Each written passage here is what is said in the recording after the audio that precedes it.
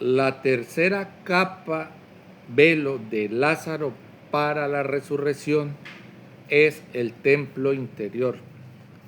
Y es un extracto que por el uso de la conciencia ajusta la forma real de las primeras vetas más precisas y consistentes del gran urdimbre de la mente celular sensorial verdadera.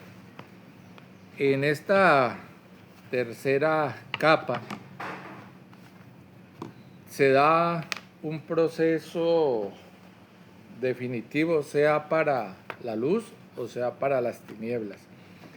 Eso que inicialmente vimos en la anterior capa, que era ese barro inestable, cenagoso, ¿sí? Viscoso, que se mueve, aquí pasa a otra etapa.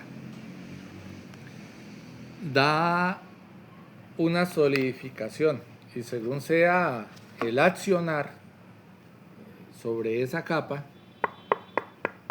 se da paso a lo divino, se solidifica esa esencia divina en el hombre terrestre. Pero también por esa discrecionalidad y ese accionar del hombre, también da paso a lo más tenebroso que tenemos dentro de nosotros mismos. Es la lucha entre la luz y las tinieblas. La luz con la verdad y las tinieblas con su bien y mal. Con su verdad mentirosa y con su mentira verdadera. Aquí se da paso entonces a este portento creacional en el hombre terrestre. Es aquí donde auténticamente el pensamiento del hombre tiene consistencia, porque piensa sintiendo la vida celular que pulsa cada una de las acciones de conciencia, la que a su vez transmite todo cuanto es existencial, natural y de ley de creación. Todo cuanto ya es, todo cuanto fue y de dónde debe aprender y aprende. Y aquí se muestra la obra del hombre. Es aquí donde se inicia el verdadero tiempo-espacio de resurrección que anunció Jesús. En esta tercera capa, después de surtir la primera del enviado y tomar todas esas aguas de encarnaciones y hacer su propio bautizo, cada hombre se da paso al templo interior. Ese templo que en símbolos y en parábolas dejó mi señor anciano de Díaz para ser comprendida en este tiempo, por los que de alguna manera, como lo dice aquí, es solamente la obra manifiesta de lo que ya fue. Es decir, estas parábolas y este mensaje no es para intentar convencer o para que alguien cree un sistema para hacer este proceso de templo, no. Esa parábola o esa historia del templo la ejemplariza Jesús en aquella cita de Juan 2, versículos 19 al 21, cuando está ya en el templo de la sinagoga y les manifiesta a los sacerdotes que destruyan ese templo y que Él lo reconstruirá al tercer día. Y ellos burlándose le dicen, ¿no? Y allí lo impresionante del símbolo, ¿cómo vas a reconstruir este templo en 3 días si duró 46 años elevar ese templo, construir esos pilares? Ese templo son estos pilares fuertes, ¿sí?, sobre el que se edifica el mundo material, el de los judíos. Por eso en otro pasaje les decía que ese templo estaba lleno de inmundicia, de lagartos, de arañas, de culebras, porque ese es el símbolo del contenido de mundo que tiene el hombre o que algunos hombres dan paso en esta tercera capa. Esos 46 años hoy se puede descifrar que hace relación a este cuerpo que ostentamos los hombres terrestres. Un cuerpo que se construye o se da forma a partir de la unión cromosomática de 23 cromosomas de la madre y 23 que aporta el padre, 22 conocidos como autosomas y un 23avo donde ya la información genética del sexo. 23 y 23 da paso al cuerpo de barro, al cuerpo de la rebelión, ese cuerpo que ellos crearon para sí y nos impostaron al espíritu del hombre terrestre. Es aquí entonces, en esta tercera capa, al tercer día, como lo manifiesta mi señor anciano de días, que el hombre da paso a este proceso de templo, de la reconstrucción del cuerpo. ¿Acaso no sabéis que vosotros sois templo del Dios viviente y que allí mora el Santo Espíritu? Entendemos esta parábola igualmente como de aplicación al futuro, pero también acá como símbolo, en esta capa velo, se da el proceso de las tinieblas que la metafísica y la alquimia, que se ha manejado como algo secreto, da paso a su solveco agulet, recomponer y hacer en materia. Es la alquimia, la falsa alquimia de la transmutación de este portento que ostenta todos los hombres del planeta Tierra, convertirlo en tinieblas, convertirlo en materia, en la transmutación igual que hacen en las corrientes gnósticas con este tema del sexo, ¿no? La transmutación sexual para elevarse espiritualmente. Es solamente la esclavitud a la materia como símbolo que hacen en estos rituales. Jesús anuncia este tiempo, espacio de resurrección en el libro de Juan, versículos 22 al 27. Mas también sé ahora que todo lo que pidas a Dios, Dios te lo dará. Jesús le dijo, tu hermano resucitará. Aquí está ubicado en el pasaje de la resurrección de Lázaro. María le dijo, yo sé que resucitará en la resurrección, en el día postrero. Le dijo Jesús, yo soy la resurrección y la vida. El que cree en mí, aunque esté muerto, vivirá. Y todo aquel que vive y cree en mí, no morirá ciertamente. ¿Crees esto?, le dijo. Sí, Señor, yo he creído que tú eres el Cristo, el Hijo de Dios, que has venido al mundo. Le pregunta que si cree, que si ha creado al Cristo, al profeta de sí mismo a escala de hombre. Lo ha creado dentro de sí. Le dice a María, ¿crees? María es el nuevo pensamiento. Es la creación a través de las tres fuerzas resumidas en este anagrama del nombre de María. El Padre Creador, la Madre Bárbelo y el Hijo, el proceso de cristificación.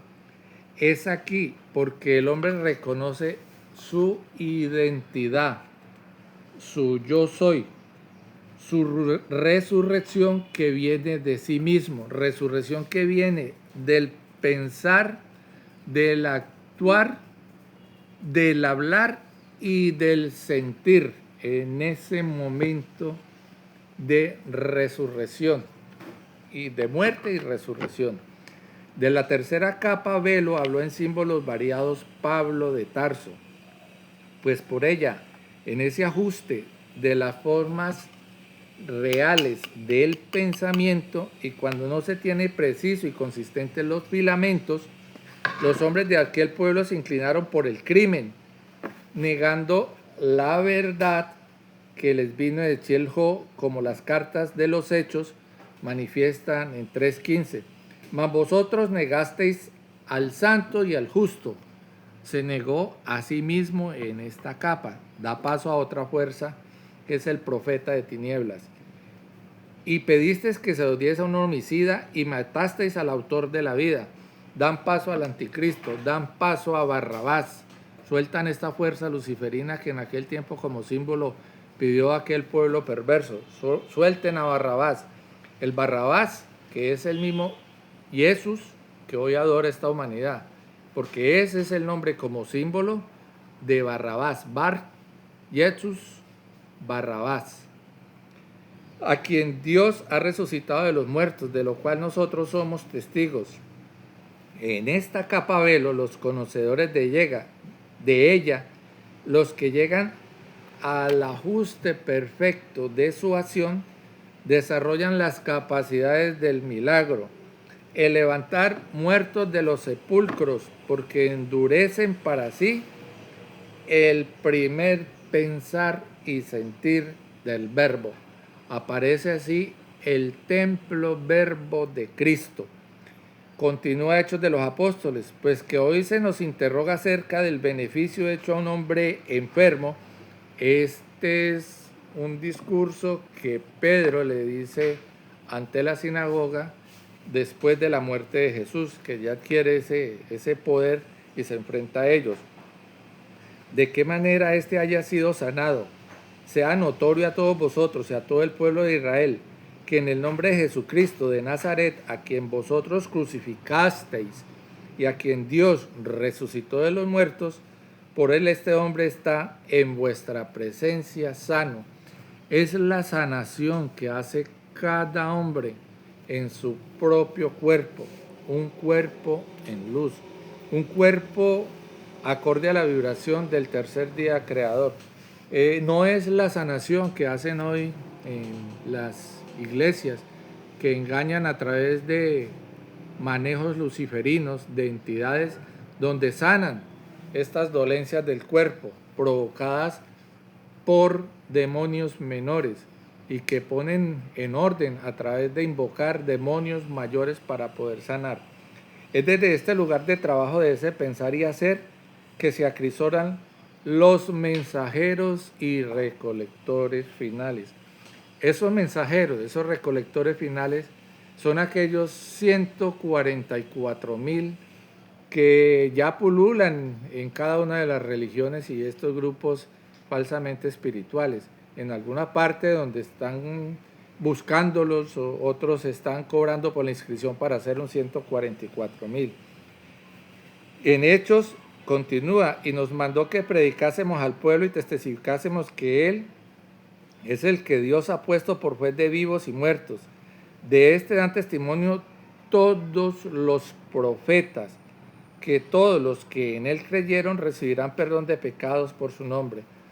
Profetas se identifican aquellos hombres que hacen ese proceso de templo dentro de sí mismo. Y de ahí de entender la cita, ¿no?, tan cacareada en diferentes partes para ilustrar cosas que no son de materia. Cuando manifiesta que nadie es profeta en su tierra. En estos cuerpos no se puede dar vida al Cristo, al profeta. Nadie es profeta en este cuerpo de tinieblas. Es profeta quien inicia este proceso aquí de resurrección en esta tercera capa. Hombres que aprenden de sí mismos, de sus propias pruebas, porque es el hombre quien se prueba en sus obras. Cada acto que nosotros hacemos está sujeto a causa y efecto. En esa ley desconocida para la naturaleza humana, nosotros somos los autores de todo absolutamente de lo que nos pasa, tanto en esta vida como allá en lo que vamos a vivir en ese paso de resurrección del túnel.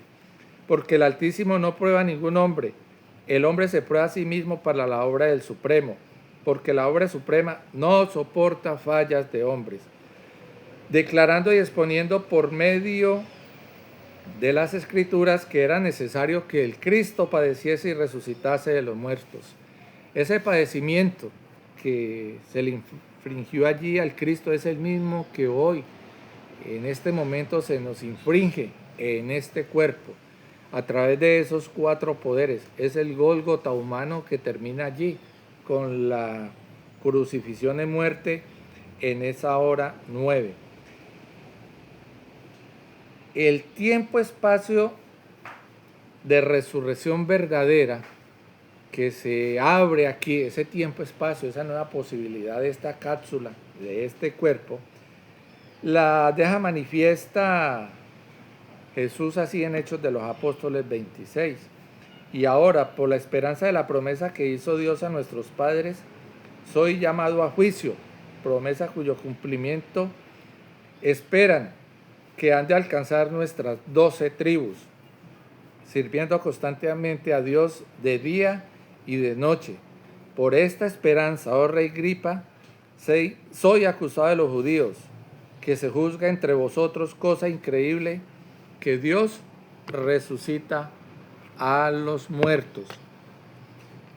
Con este descifrado entonces de las diferentes cartas de Pablo, se encuentra una idea clara y aplicable de cuánto se logra en el trabajo constante y real de estas capas.